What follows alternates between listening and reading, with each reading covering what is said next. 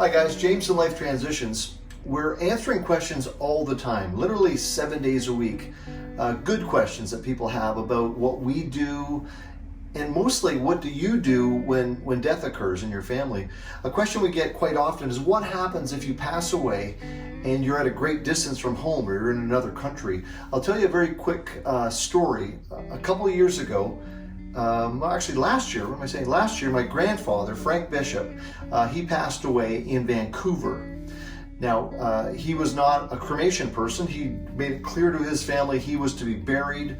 His plot is just outside London, Ontario. So right off the bat, I'm going to put you on a timeline here. It was March. Frank Bishop passes away in March in Vancouver. His plan is to be buried. We can accommodate that. That means he's to be embalmed and shipped back, flown back, Air Canada, to Ontario. In the meantime, I'm making arrangements with his small cemetery, which is just outside of London. I quickly learn in March that the cemetery that my grandfather is to be buried in does not operate until May. So then we're looking at a 2-month waiting period. So it was quite a challenge, but we were up for the task, and we certainly wanted to honor my grandfather as we'd honor anybody to complete the mission there.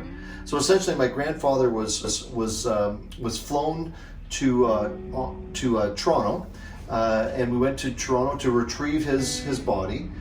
His body came into our care. We have a holding facility where my grandfather was kept, very safe, very dignified, and where he waited for 2 months for the cemetery to open. We gathered in May in the small town where the cemetery is. We rented a small little chapel. We had a beautiful gathering, a beautiful service where we paid tribute to him and his life. We all traveled to the cemetery where the vault was waiting for us, and we buried my grandfather.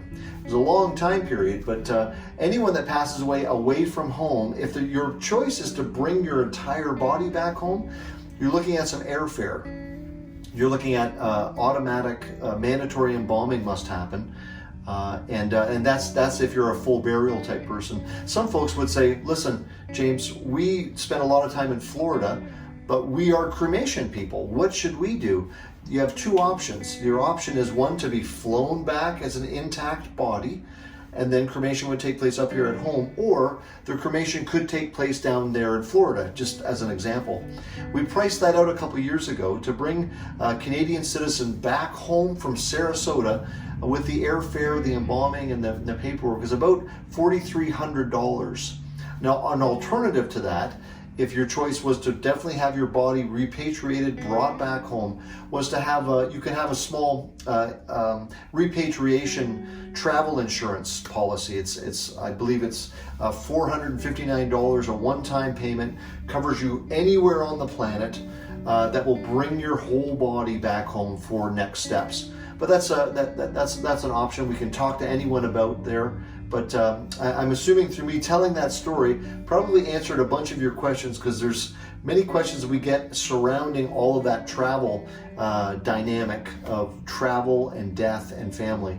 But keep those questions coming. We love to talk with you guys. Have a great day.